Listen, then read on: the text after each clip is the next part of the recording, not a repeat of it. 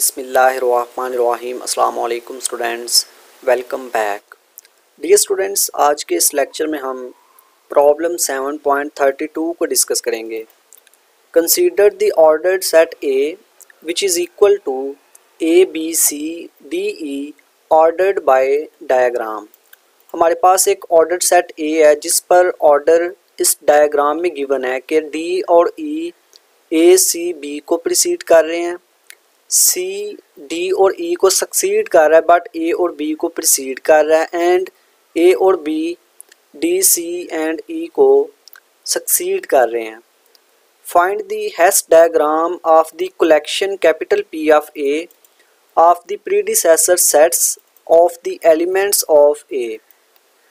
हमने capital P of ए की hash diagram find करनी है और यहाँ पे कैपिटल पी ऑफ ए हमारे पास क्या है, ये सेट ए में जो एलिमेंट्स हैं उनके प्रीडिसेसर सेट्स की कलेक्शन है।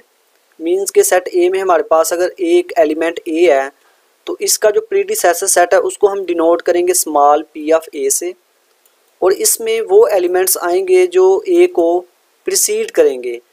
सो ऑर्डर इसका जो ये जो सेट है इसका ऑर्डर इस डायग्राम में गिवन है, तो ए को डी ई सी एंड ए ये चार एलिमेंट्स प्रीसीड कर रहे हैं। सो इस सेट में हमारे पास ए सी डी एंड ई ये चार एलिमेंट्स आएंगे, और ए इसलिए आ रहा है, हमें पता है कि एक एलिमेंट अगर ए है तो वो खुद को प्रीसीड करता है, इस वजह से ए भी इस सेट में आएगा। इसी तरह से अगर हम बी की बात करें तो इसका जो प्रीडिसेसर सेट है उसको हम डिनोट करेंगे स्मॉल पी ऑफ बी से, और इसके प्रीडिसेसर सेट में वो एलिमेंट्स आएंगे जो बी को प्रीसीड करेंगे। सो बी के लिए बी सी डी एंड ई ये चार एलिमेंट्स आएंगे। इसी तरह से सी के प्रीडिसेसर सेट फाइंड करेंगे डी ई का, और ये जो हमारे पास सेट ए के एलिमेंट्स के प्रीडिसेसर सेट हैं इनकी जो कलेक्शन होगी वो हमारे पास कलेक्शन कैपिटल पी ऑफ ए है, और हमें ये भी गिवन है कि इस कलेक्शन के ऊपर जो ऑर्डर है वो सेट इंक्लूजन का गिवन है। सेट इंक्लूजन का मतलब है कि एक सेट ए ये प्रीसीड करेगा सेट बी को इफ़ ए सबसेट हो बी का, ठीक है। और ये जो कलेक्शन है इसमें चूँकि सेट्स पड़े हुए हैं, प्रीडिसेसर सेट्स हैं, इस वजह से जब हमने इसकी हैश डायग्राम बनानी है तो एक सेट जो है दूसरे को प्रीसीड करेगा व्हेन जो ए है वो बी का सबसेट हो, ठीक है। और हमने ये भी शो करना है कि सेट ए जो है ये इस कलेक्शन के ऑर्डर आइसोमॉर्फिक है, ये भी हमने शो करना है। सो इसका सोल्यूशन देखते हैं। सोल्यूशन में हम हैश डायग्राम बनाने के लिए हमें जो कलेक्शन गिवन है, ये जो कलेक्शन है हमें ये पता होना चाहिए कि इसमें कौन से एलिमेंट्स हैं, ये कौन से प्रीडिसेसर सेट्स हैं, ठीक है। तो उसके लिए हम सेट ए के जो एलिमेंट्स हैं उनके प्रीडिसेसर सेट्स फाइंड करते हैं, देन हम उनकी एक कलेक्शन बनाएंगे जिसको हम कैपिटल पी ऑफ ए का नाम देंगे, ठीक है। सो अगर ए है हमारे पास सेट ए में तो उसके प्रीडिसेसर सेट में ये एलिमेंट्स आएंगे, ये मैंने पहले बताया। इसी तरह से बी के प्रीडिसेसर सेट में ये चार एलिमेंट्स आएंगे, और जो सी है उसके प्रीडिसेसर सेट में ये तीन एलिमेंट्स आएंगे, और डी जो है इसके प्रीडिसेसर सेट में सिर्फ डी आएगा क्योंकि डी को सिर्फ डी प्रीसीड कर रहा है। प्रीडिसेसर सेट में वो एलिमेंट आते हैं जो उसको प्रीसीड करते हैं। इसी तरह से ई जो है ई के प्रीडिसेसर सेट में वो एलिमेंट्स आएंगे जो ई को प्रीसीड करेंगे। सो यहाँ पे ई को जस्ट ई ही प्रीसीड कर रहा है और कोई एलिमेंट प्रीसीड नहीं कर रहा। सो इस तरह से सेट ए के जो एलिमेंट्स हैं उनके ये हमारे पास प्रीडिसेसर सेट्स हैं। अब इनकी जो कलेक्शन है वो हमारे पास कैपिटल पी ऑफ ए है, ठीक है, ये कैपिटल पी ऑफ ए है। अब हमने इस कलेक्शन की हैश डायग्राम बनानी है, तो उसके लिए सबसे पहले हम देखते हैं कि जो सिंगलटन डी है ये किसको प्रीसीड कर रहा है। ये सेट सी डी ई ये इसको प्रीसीड कर रहा है, बी सी डी ई इसको भी प्रीसीड कर रहा है, इसी तरह से ए सी डी ई इसको भी प्रीसीड कर रहा है। क्यों कर रहा है? क्योंकि ये जो सिंगलटन डी है ये इन तीनों सेट का सबसेट है, और इस कलेक्शन के ऊपर जो हमें ऑर्डर गिवन था वो सेट इंक्लूजन का था कि एक सेट दूसरे को प्रीसीड करेगा जब पहला दूसरे का सबसेट होगा। सो यहाँ पे ये जो सिंगलटन डी है इन तीनों को प्रीसीड कर रहा है, बट हमने ये देखना है कि सिंगलटन डी जो है ये इमीडिएट प्रीसीड किसको कर रहा है। ये सिंगलटन डी जो है ये किसका इमीडिएट प्रीडिसेसर है। सिंगलटन डी जो है ये इस सेट का इमीडिएट प्रीडिसेसर है, क्योंकि इन दो सेट के दरमियान कोई और सेट एग्जिस्ट नहीं कर रहा कि हमारे पास इस तरह हो कि सिंगलटन डी जो है वो उसका सबसेट हो अगर कोई यहाँ पे सेट है और वो सेट जो है वो सेट सबसेट हो सी डी ई का। अगर ऐसा होता कि इन दो सेट के दरमियान कोई और सेट एग्जिस्ट करता जो कि इस प्रॉपर्टी को सेटिस्फाई करता, देन सिंगलटन डी जो है वो सी डी ई का इमीडिएट प्रीडिसेसर नहीं होता। ठीक है, सो यहाँ पे इन दो सेट के दरमियान कोई और सेट एग्जिस्ट नहीं कर रहा कि सिंगलटन डी जो है वो सबसेट हो उस सेट का और वो सेट सबसेट हो इसका। इस वजह से सिंगलटन डी और ये जो सेट है सी डी ई, इन दो सेट के दरमियान एक डायरेक्ट लाइन आएगी। ठीक है, हैज़ डायग्राम बनानी हमने पहले सीखी हुई है कि दो पॉइंट यहाँ पे सेट हैं तो दो सेट के दरमियान डायरेक्ट लाइन उस वक्त आएगी जब हमारे पास जो पहला है दूसरे का इमीडिएट प्रीडिसेसर हो।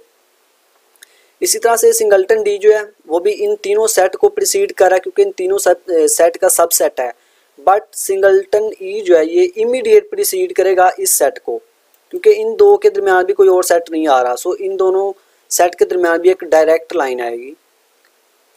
देन ये जो सिंगलटन ई है ये किसी और को इमीडिएट प्रीसीड नहीं कर रहा। अगर हम कहते हैं कि सिंगलटन ई जो है ये इस सेट को इमीडिएट प्रीसीड कर रहा है तो हम देखें कि यहाँ इन दो सेट के दरमियान ये एक सेट एग्जिस्ट कर रहा है कि सिंगलटन ई इसका सबसेट है और ये आगे जो सेट है ये इसका सबसेट है। इसका मतलब है सिंगलटन ई इसका इमीडिएट प्रीडिसेसर नहीं, ना ही इसका इमीडिएट प्रीडिसेसर है। सो हमारे पास सिंगलटन ई और सिंगलटन ई जो हैं इन ये दोनों इमीडिएट प्रीडिसेसर हैं सी डी ई के। अब हम देखते हैं कि सी डी ई ये किसका इमीडिएट प्रीडिसेसर है। यहाँ पे जो सी डी ई है ये इन दोनों सेट का इमीडिएट प्रीडिसेसर है क्योंकि अगर इसका ये इमीडिएट प्रीडिसेसर है इस सेट का तो सी डी ई और बी सी डी ई इन दो सेट के दरमियान कोई और सेट एग्जिस्ट नहीं कर रहा जो इस कंडीशन को सेटिस्फाई करे। इसका मतलब है कि सी डी ई और बी सी डी इन दो सेट के दरमियान भी एक डायरेक्ट लाइन आएगी। इसी तरह से सी डी ई जो है ये इस सेट का भी इमीडिएट प्रीडिसेसर है या इसको इमीडिएट प्रीसीड कर रहा है क्योंकि इन दो सेट के दरमियान भी कोई और सेट एग्जिस्ट नहीं करता जो इस कंडीशन को सेटिस्फाई करे। ये एक सेट एग्जिस्ट कर रहा है सी डी ई जो ये इसका तो सबसेट है बट ये जो सेट है ये इसका सबसेट नहीं है। सो इसका मतलब है कि ये जो सी डी ई है ये इमीडिएट प्रीडिसेसर है इस सेट का। सो सी डी ई और ए सी डी के दरमियान भी एक डायरेक्ट लाइन आएगी और ये हमारे पास इस कलेक्शन की हैश डायग्राम है। अब सेकंड पार्ट ये था कि हमने ये शो करना है कि कैपिटल पी जो है कैपिटल ए जो सेट है हमारे पास वो ऑर्डर आइसोमॉर्फिक है इस कलेक्शन के। तो ये शो करने के लिए हमें एक ऐसा फंक्शन चाहिए इन दोनों के दरमियान जो बाइजेक्टिव हो और ऑर्डर को प्रिजर्व करे। सो इसके लिए हम इन दोनों के दरमियान एक फंक्शन डिफाइन करते हैं f capital A to P of A by f of x is equal to P of x. ये हमने एक फंक्शन डिफाइन किया है कि ये जो फंक्शन है सेट ए से इनपुट लेगा एक्स और आउटपुट जो है हमें इस कलेक्शन को बिलोंग करेगी। सो इस कलेक्शन में हमारे पास प्रीडिसेसर सेट हैं। अगर ए में से हम कोई एलिमेंट एक्स ले रहे हैं तो आउटपुट में हमें एक प्रीडिसेसर मिलेगा इस एलिमेंट का। ठीक है, तो यहाँ पे ये जो फंक्शन हमने डिफाइन किया ये फंक्शन 1 है और ऑन टू बी है। 1 किस तरह से है कि सेट ए में जितने भी एलिमेंट्स हैं मीन्स कि अगर ए है तो उसका एक इमीडिएट प्रीडिसेसर होगा पी ऑफ ए यानी कि इसका एक यूनिक इमेज है। बी है तो इसका जो हमारे पास हमें इमेज मिलेगा वो पी ऑफ बी होगा, यूनिक होगा। ठीक है, तो ये इस तरह से हमारे पास ये फंक्शन 1 है। और ऑन टू के लिए कि इस कलेक्शन में से आप कोई भी इमीडिएट प्रीडिसेसर लें उसके लिए हमें सेट ए में एक एलिमेंट मिलेगा क्योंकि इमीडिएट प्रीडिसेसर किस तरह से आया है जब सेट ए में एक एलिमेंट था तो उसका वो इमीडिएट प्रीडिसेसर था। अगर इस कलेक्शन में से हम कोई प्रीडिसेसर ले रहे हैं प्रीडिसेसर सेट पी ऑफ सी तो पी ऑफ सी के लिए सेट ए में एलिमेंट हमें मिलेगा सी। ठीक है, जिसका जो इमेज है एफ ऑफ सी वो पी ऑफ सी होगा। इसका मतलब ये फंक्शन 1 ऑन टू है। सो ये फंक्शन बाइजेक्टिव है। और ऑर्डर प्रिजर्वेशन के लिए हमारे पास दो कंडीशन होती हैं कि अगर ए जो है ये प्रीसीड कर रहा है बी को देन हमने प्रूव ये करना होता है कि इसका जो इमेज है एफ ऑफ ए वो भी प्रीसीड करे एफ ऑफ बी को। ठीक है, बी के इमेज को। और इसी तरह से दूसरी कंडीशन ये थी कि अगर ए और बी जो है ये नॉन कंपेरेबल हैं तो इनके जो इमेजेस हैं वो भी नॉन कंपेरेबल होने चाहिए ये वाले इस तरह से। ठीक है, ये दो कंडीशन थी। इस तरह ये दो कंडीशन एक कंडीशन के इक्विवेलेंट भी थी कि अगर हम ये प्रूव कर दें कि A precede B if and only if के साथ कि if and only if F of A precede F of B. ठीक है, इन दोनों कंडीशन में से आप जो मर्जी आप चेक कर सकते हैं। अब हम देखते हैं कि ये ऑर्डर प्रिजर्व हो रहा है कि नहीं। तो उसके लिए हम ए में से दो एलिमेंट लेंगे और ये लेट करेंगे कि दोनों एलिमेंट नॉन कंपेरेबल हैं। ठीक है, बाय डायग्राम से भी आप देख सकते हैं कि जो हमारे पास सेट ए के जो दो एलिमेंट हमने लिए हैं ए और बी, ये दोनों नॉन कंपेरेबल हैं क्योंकि ये पैरेलल प्लेस में आ रहे हैं। ठीक है, ये दोनों जो है ये नॉन कंपेरेबल हैं। अब हमने प्रूव ये करना है कि इनका जो इमेज है एफ ऑफ ए वो भी नॉन कंपेरेबल है। ठीक है, एफ ऑफ बी के, यानी एफ ऑफ ए और एफ ऑफ बी जो हैं ये भी नॉन कंपेरेबल है, ये हमने प्रूव करना है। सो इसके लिए हम देखते हैं ए और बी दो एलिमेंट हैं ए के सच डैट दोनों नॉन कंपेरेबल हैं। अब हमने प्रूव ये करना है कि ए का जो इमेज है एफ ऑफ ए वो बी के इमेज एफ ऑफ बी के भी नॉन कंपेरेबल है। तो उसके लिए हम ए का पहले इमेज फाइंड करते हैं F of A. By definition F of A equal होगा पी ऑफ ए, और पी ऑफ ए क्या था, ए का प्रीडिसेसर सेट, उसमें ये एलिमेंट्स थे। इसी तरह से बी का जो इमेज एफ ऑफ बी है वो बाय डेफिनेशन इक्वल होगा पी ऑफ बी के, और पी ऑफ बी ये किसके इक्वल था, यानी बी का प्रीडिसेसर सेट, उसमें ये एलिमेंट्स थे। और यहाँ पे आप क्लियरली देख सकते हैं कि ये जो सेट, ये वाला सेट है ए सी डी ई, ये इस सेट का सबसेट नहीं है। इसी तरह से ये सेट जो है ये इस सेट का सबसेट नहीं है। तो इसका मतलब है कि पी ऑफ ए जो है ये सबसेट नहीं है पी ऑफ बी का, और इसी तरह से पी ऑफ बी जो है ये सबसेट नहीं है पी ऑफ ए का।